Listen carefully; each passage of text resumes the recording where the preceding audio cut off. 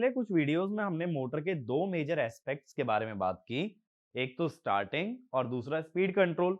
तो हमने देखा कि स्टार्ट करते वक्त मोटर को कैसे उसके करंट को कंट्रोल किया जा सकता है और रनिंग कंडीशन में कैसे मोटर की स्पीड को वेरी कर सकते हैं। और स्पीड वेरिएशन के भी बारे में हमने दो तरह से बात की, या तो सिंक्रोनस स्पीड को वेरी कर लो या फिर मोटर की स्लिप को वेरी करके। तो ये सारी चीजें अभी तक हम लोग कवर कर चुके हैं। अब मैं मोटर के तीसरे एस्पेक्ट के बारे में बात करने वाला हूं, that is braking of induction motor. ठीक है, इंडक्शन मोटर की हम ब्रेकिंग के बारे में डिस्कस करने वाले हैं कि किस तरह से उसकी स्पीड को रिड्यूस करके जीरो पे लेकर के आओगे। ठीक है, स्पीड को हमें फाइनली क्या करना है, जीरो। अब देखो, मैंने पहले भी बता रखा है, ब्रेकिंग की जब बात की जाती है तो ब्रेकिंग दो तरह से हो सकती है, इलेक्ट्रिकल ब्रेकिंग या फिर मैकेनिकल ब्रेकिंग। मैकेनिकल ब्रेकिंग वही जो हमारे ऑटोमोबाइल्स के अंदर होती है। इलेक्ट्रिकल ब्रेकिंग का मतलब ये होता है कि ऐसे इलेक्ट्रिकली क्या मेथड लगाए जाएं जिससे कि मोटर को स्टॉप किया जा सके। इलेक्ट्रिकल मेथड से फायदा क्या होता है, सबसे पहली बात कि जब तुम्हें किसी मोटर को रोकना है तो तुम ये चाहते हो डिजायर्ड पीरियड ऑफ टाइम में रोको। जैसे 4 सेकंड में मोटर बंद करनी है, 5 सेकंड में मोटर बंद करनी है, इस तरीके के एक पर्टिकुलर टाइम इंटरवल के अंदर ही अगर मोटर को स्टॉप करना है, then we use electrical braking technique. अब ब्रेकिंग ऑफ मोटर हमने डीसी मशीन के अंदर भी कवर किया था। वहां मैंने तुम्हें तीन तरह की ब्रेकिंग बताई थी, रीजनरेटिव ब्रेकिंग, डायनामिक ब्रेकिंग और प्लगिंग। सेम नाम की टेक्निक्स यूज की जाती हैं इंडक्शन मशीन के अंदर। अब वो बात अलग है कि इनको इंप्लीमेंट करने का तरीका बदल जाता है। तो इसमें लिखना, in electrical braking of induction motor, electrical techniques are employed to bring the motor to rest in a desired minimum amount of time। ठीक है, अब इसके अंदर पहला मेथड लिखो, रीजनरेटिव मेथड या रीजनरेटिव ब्रेकिंग।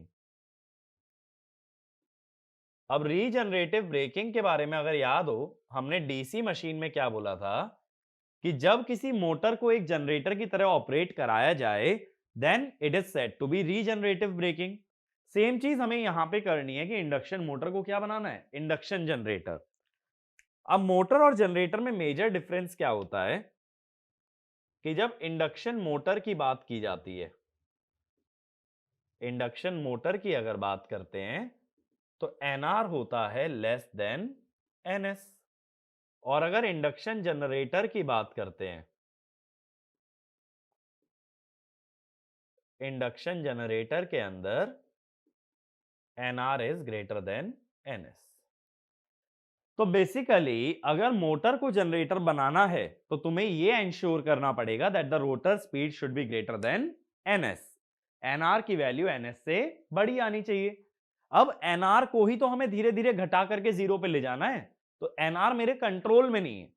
तो मैं क्या करूंगा, अगर मैं एनएस को कम करके किसी भी तरह से एनआर से नीचे ले आऊं, तब ये मशीन जनरेटर की तरह काम करने लगेगी। तो इसमें लिखना, if the synchronous speed is brought down to a value such that ns is less than nr, then induction motor starts to operate as a generator and the stored kinetic energy at the shaft of the motor is extracted and is delivered as electrical energy. जो भी kinetic energy थी वो electrical energy बनके बाहर निकाल दी जाती है when it works as a generator. इतनी बात क्लियर हुई। अब बात है एनएस को कम कैसे करें। तो देखो, एनएस के बारे में हम ये जानते हैं कि एनएस होता है 120 f बाय पी। ठीक है, तो एनएस कम करने के लिए दो पैरामीटर्स वेरी कर सकते हो, या तो फ्रीक्वेंसी या फिर number of poles. Number of poles vary करने के बारे में मैंने स्पीड कंट्रोल में भी बात की थी, जिसको हमने बोला था पोल चेंजिंग टेक्निक। तो मैंने तुम्हें ये बताया था किस तरह से पोल्स को डबल कर सकते हो। अगर पोल्स को डबल कर दोगे तो NS can be directly half. तो इसमें लिखना, by pole changing technique we can double the number of stator poles by which ns can be reduced to half of the original value, so it becomes less than nr and machine works as a generator. ठीक है, अब machine जब generator की तरह काम करेगी तो ये मैकेनिकल पावर को इलेक्ट्रिकल में कन्वर्ट करेगी, लेकिन ये मैकेनिकल पावर आएगी कहां से? कोई प्राइम मूवर तो है नहीं अपने पास, तो ये मैकेनिकल पावर आएगी मोटर की काइनेटिक एनर्जी में से। तो इसमें लिखना the kinetic energy gets converted to electrical energy, so kinetic energy and speed of the motor reduces, but if nr becomes less than ns, the machine again starts to operate as a motor. मतलब nr कम होते होते अगर ns के नीचे चला गया तो दोबारा ये क्या बन जाएगी? मोटर। तो इस कंडीशन को अवॉइड करना है, आगे लिखना to avoid this condition we must switch off the supply before nr becomes less than ns। ठीक है, अगर तुमने सप्लाई बंद नहीं की तो ये कम स्पीड पे एक मोटर की तरह ही वापस से काम करने लगेगी और वो चीज अनडिजायरेबल है।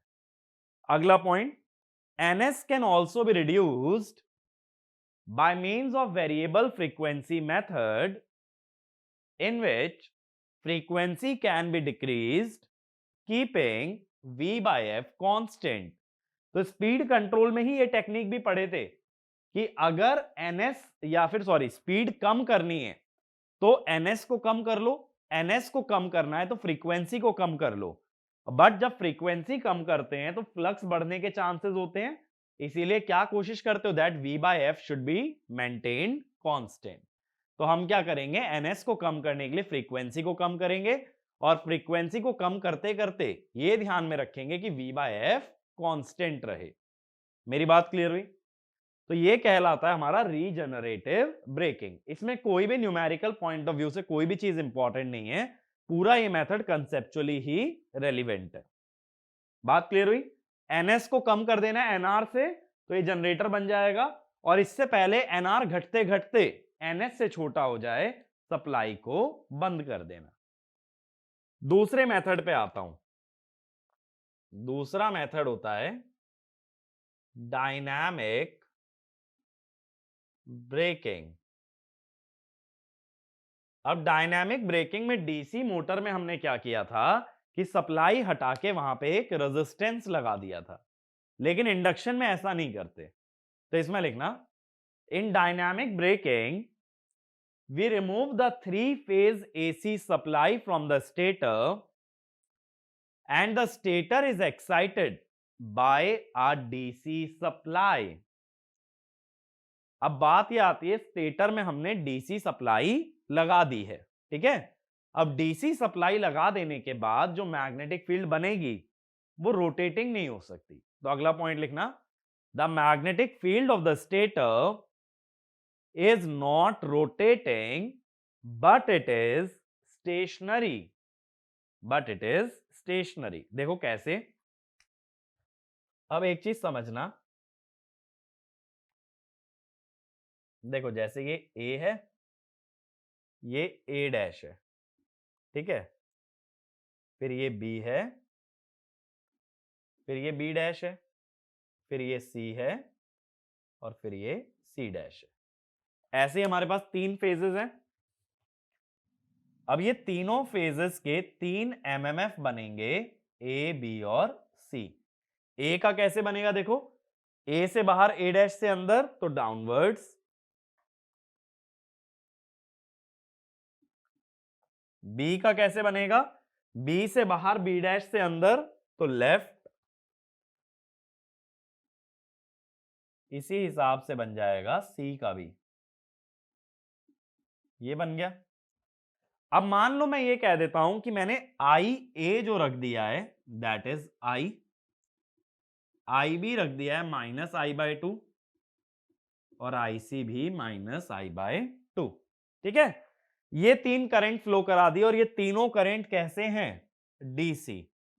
हम क्या जानते हैं, नेगेटिव करंट की वजह से जो एमएमएफ आता है वो अपोजिट डायरेक्शन में आता है। तो देखो ए का तो डायरेक्ट आएगा एनआई, बी का नेगेटिव आएगा NI/2, नेगेटिव माने उल्टी डायरेक्शन में, सी का भी उल्टा आएगा NI/2। अब इसका अगर रिजल्टेंट निकालोगे तो NI/2 वाले जो दोनों हैं उनका वर्टिकल कंपोनेंट अगर लोगे तो NI तो पहले से है, NI/2 वालों का वर्टिकल कंपोनेंट क्या होगा? cos 60 3/2 NI। तो ये जो रिजल्टेंट आएगा ना ये पूरा ही वर्टिकल आएगा, हॉरिजॉन्टल कंपोनेंट दोनों के कैंसिल हो जाएंगे, तो रिजल्टेंट किधर आएगा? वर्टिकल, और कितना होगा? 3/2 NI। तो इसमें लिखना, in this case the magnitude of resultant MMF remains same but the MMF is stationary and not rotating। तो MMF का मैग्नीट्यूड सेम आया है बट अब ये रोटेटिंग नहीं है। तो अब अगर मैं स्लिप की बात करूं तो स्लिप मैंने क्या बताई थी? स्लिप मैंने बताया था it is ratio of relative speed to synchronous speed. अब मैग्नेटिक फील्ड कितनी स्पीड से घूम रही है? 0। रोटर सपोज घूम रहा है NR बाय NS, तो माइनस NR बाय NS। ये हो गई स्लिप। तो यहां पे तुम टॉर्क भी निकाल सकते हो, डायनामिक ब्रेकिंग का टॉर्क 3/ωs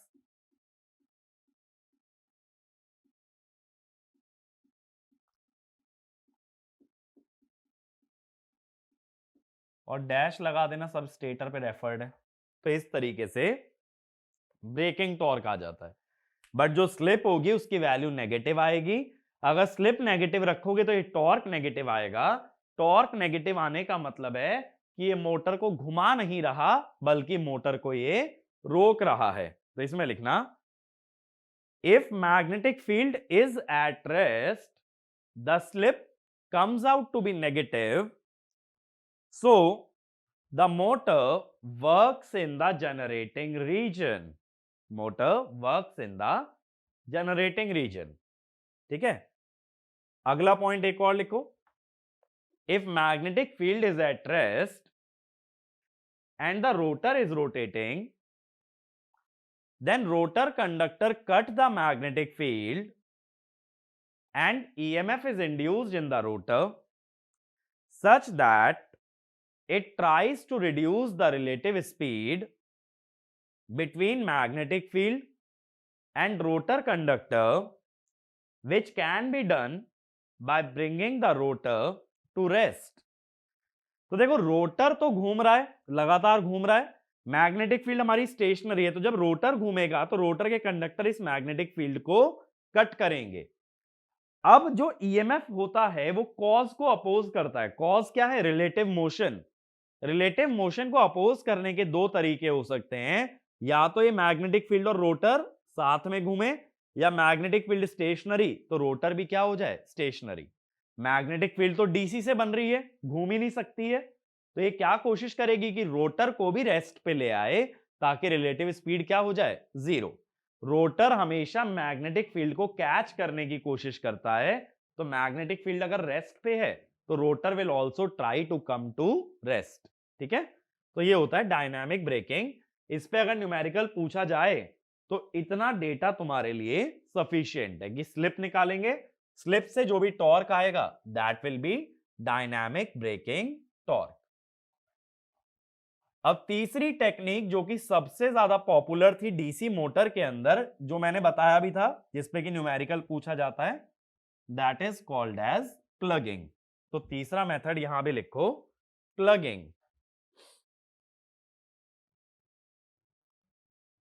अब प्लगिंग में डीसी मोटर में क्या किया था कि आर्मेचर वोल्टेज की पोलैरिटी रिवर्स कर दी थी, जिससे कि टॉर्क रिवर्स हो गया था। टॉर्क रिवर्स हो जाने से मोटर रुक जाती है। प्लगिंग के अंदर भी हमें सेम चीज करनी है, टॉर्क को रिवर्स करना है। तो आर्मेचर वोल्टेज की पोलैरिटी को ना बदलते हुए हम क्या करते हैं, स्टेटर पे जो सप्लाई लगी है उसका फेज सीक्वेंस पलटते हैं। अब स्टेटर की सप्लाई का अगर फेज सीक्वेंस रिवर्स कर दोगे तो उससे बनने वाली मैग्नेटिक फील्ड अपोजिट डायरेक्शन में रोटेट करेगी। अगर मैग्नेटिक फील्ड उल्टा घूमने लगेगी तो रोटर पे टॉर्क भी रिवर्स डायरेक्शन में ही अप्लाई करेगी। तो इसमें लिखना, in this method we reverse the phase sequence of the supply voltage connected to the stator. Next point, by reversing the phase sequence, the direction of rotation of rotating magnetic field also reverses. So it applies a torque on the rotor in reverse direction. ठीक है, उल्टी direction में torque लगाना start कर देती है। Next point, such a torque opposes the rotation of the rotor. Opposes the rotation of the rotor. अब देखो क्या होता है,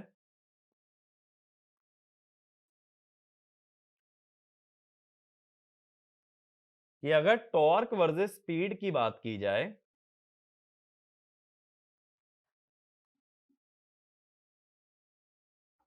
तो कैसी आती है torque speed characteristic induction motor की?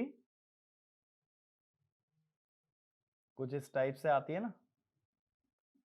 और हम क्या जानते हैं कि कैसे पता चलती है स्टेडी स्टेट कंडीशन, कि जहां ये लोड टॉर्क को कट करती है, that gives us the steady state speed.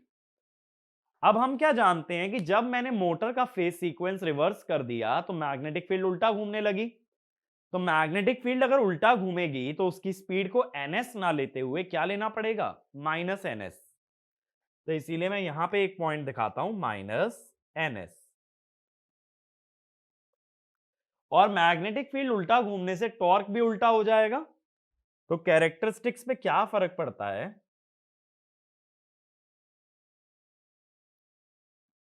Characteristic ऐसी हो जाती है। ठीक है, टॉर्क भी पलट चुका है और स्पीड भी पलट चुकी है। तो बेसिकली ये कह सकते हो कि फर्स्ट क्वाड्रेंट का रिफ्लेक्शन आ चुका है थर्ड क्वाड्रेंट में। अब ये जो उल्टी मैग्नेटिक फील्ड है ये भी एक टॉर्क बनाएगी इतनी ही स्पीड पे। ये जो नीचे वाला टॉर्क दिख रहा है ना इतना, इसे कहते हैं प्लगिंग टॉर्क। जैसे डीसी मोटर के अंदर भी मैंने तुम्हें दो टॉर्क बताए थे, एक प्लगिंग टॉर्क और एक ब्रेकिंग टॉर्क। तो देखो मैंने क्या बताया था डीसी मोटर में भी, J D square theta by D T square is T M minus T L. ये हमारी डायनामिक इक्वेशन होती है मोटर की।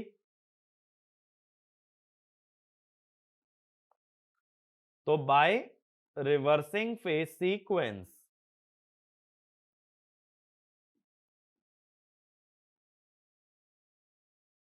Bye reversing phase sequence TM reverses. और अगर टीएम रिवर्स हो गया तो क्या होता है, टीएम भी नेगेटिव हो जाता है। तो इसको हम कह देते हैं ब्रेकिंग टॉर्क। और ये जो टीएम होता है इसे कह देते हैं प्लगिंग टॉर्क। ठीक है, तो जो मोटर टॉर्क प्रोड्यूस करेगी that is plugging torque. Motor और लोड का टॉर्क ऐड होके जो आएगा दैट इज ब्रेकिंग टॉर्क, क्योंकि रिजल्टेंट टॉर्क उतना ही आ रहा है। अब देखो इसमें क्या होता है, if rotor rotates at n rpm तो स्लिप क्या होगी, ns माइनस nr या ns minus n by ns, यानी n is ns 1 minus s।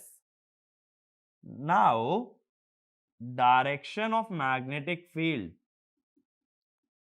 direction of rotating magnetic field is reversed. अगर मैग्नेटिक फील्ड की ही डायरेक्शन रिवर्स कर दोगे तो ns की जगह माइनस ns लिखोगे, ठीक है। तो ये हुआ ns, n की जगह क्या लिखोगे, ns 1 minus s by ns। मैंने ऊपर नीचे से बस माइनस कॉमन ले लिया है, ठीक है। तो ns कट जाएगा यहां से, तो ये आ जाएगा 2 माइनस s। यानी जो ओरिजिनल मैग्नेटिक फील्ड है उसके रिस्पेक्ट में अगर स्लिप s है तो अपोजिटली रोटेटिंग मैग्नेटिक फील्ड के रिस्पेक्ट में कितनी है, 2 माइनस s। अब एक चीज समझना, डायनामिक इक्वेशन से अगर बात करें, initially D square theta, initially जब मोटर नॉर्मल चल रही है तो ना एक्सेलरेशन है ना ही डेसेलरेशन है, तो मोटर टॉर्क और लोड टॉर्क बराबर होंगे। डायनामिक इक्वेशन से अगर जाओगे तो लोड टॉर्क कितना होगा, मोटर टॉर्क का फॉर्मूला लगा लेंगे,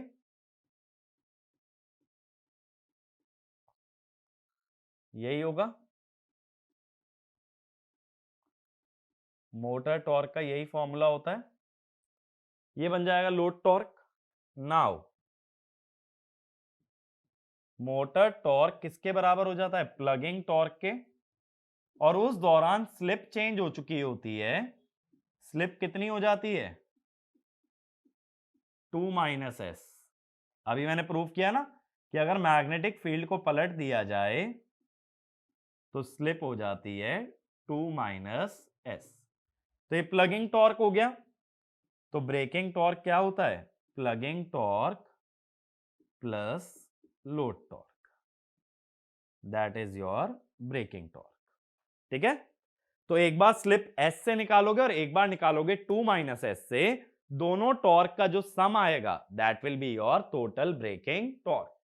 तो जो न्यूमेरिकल फ्रेम हो सकता है, देखो गेट के अंदर तो ना के बराबर चांस है, बट जो भी न्यूमेरिकल फ्रेम हो सकता है वो दो जगह से हो सकता है, डायनामिक ब्रेकिंग और plugging.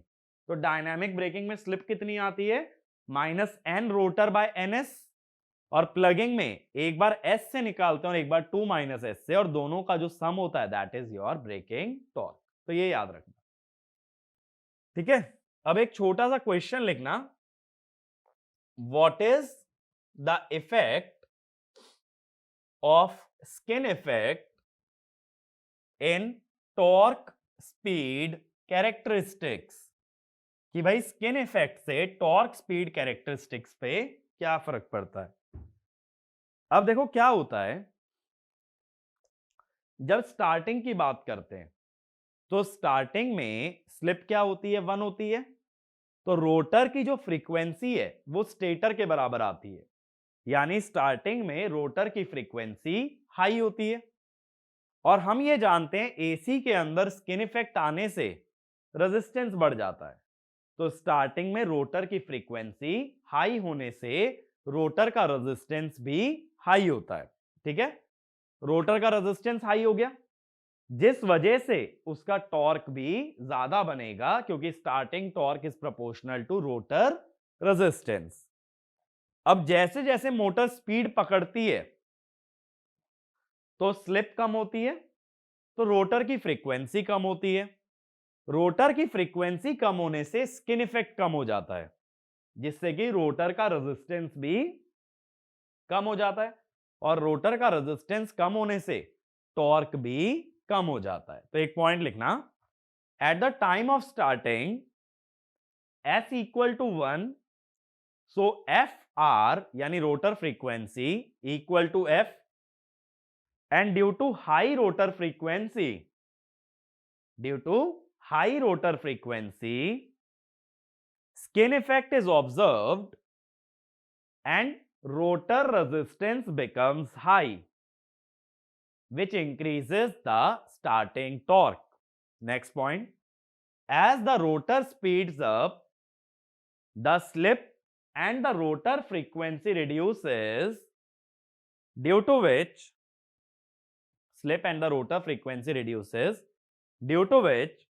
rotor resistance also reduces and the torque also decreases. So we observe a slight dip in the torque, a slight dip in the torque.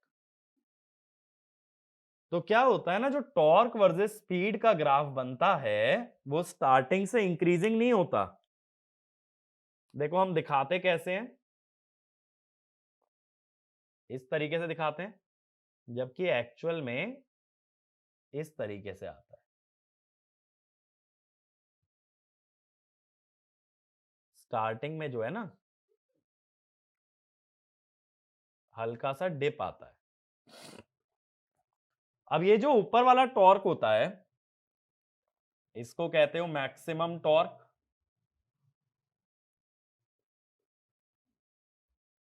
इसी का दूसरा नाम होता है ब्रेकडाउन टॉर्क। कई बार ना मैक्सिमम टॉर्क की जगह दूसरा नाम दिया होता है, तो नाम पता होने चाहिए। इसी का तीसरा नाम पुल आउट टॉर्क। और ये वाला जो टॉर्क है स्टार्टिंग के बाद जो डिप आता है इसे कहते हैं पुल अप टॉर्क। ये क्लियर है? कभी ऐसा रीजनिंग क्वेश्चन आ जाए कि इंडक्शन मोटर की टॉर्क के ग्राफ में स्टार्टिंग में डिप क्यों आता है, that is due to skin effect. शुरू में हाई फ्रीक्वेंसी पे हाई होता है रोटर का रेजिस्टेंस, तो टॉर्क हाई होता है। जैसे ही मोटर स्पीड पकड़ती है, स्लिप कम होने से फ्रीक्वेंसी कम, फ्रीक्वेंसी कम से रेजिस्टेंस कम, तो रेजिस्टेंस के कारण टॉर्क भी कम। तो इस टॉर्क को कहते हैं पुल अप टॉर्क। ठीक है? और आगे तो जो टॉर्क वाली इक्वेशन है उसके हिसाब से टॉर्क हमारा बढ़ जाएगा, जो 3/ω/s वाली इक्वेशन है। बस ये कि उस इक्वेशन में हम स्किन इफेक्ट को कंसीडर नहीं करते। अगर स्किन इफेक्ट को कंसीडर करोगे तो स्टार्टिंग में एक छोटा सा डिप भी बनेगा। ठीक है? ये बात क्लियर है? तो यहां पे हमारा देखो इंडक्शन मोटर के जो मेन एस्पेक्ट्स होते हैं वो कवर हो जाते हैं। अब छोटे छोटे टॉपिक अपने इस टॉपिक के इस चैप्टर के अंदर बचे हैं, जैसे स्क्विरल केज इंडक्शन मोटर का स्टार्टिंग टॉर्क कैसे बढ़ाया जाए। ठीक है? इंडक्शन जनरेटर के बारे में हम लोगों को थोड़ा बात करना है, ये सारी चीजें कवर करनी है। बट मेजर पार्ट जो होता है ना इंडक्शन मशीन का वो हमारा मोस्टली कवर हो चुका है। तो बाकी बातें करेंगे नेक्स्ट वीडियो में। Thank you.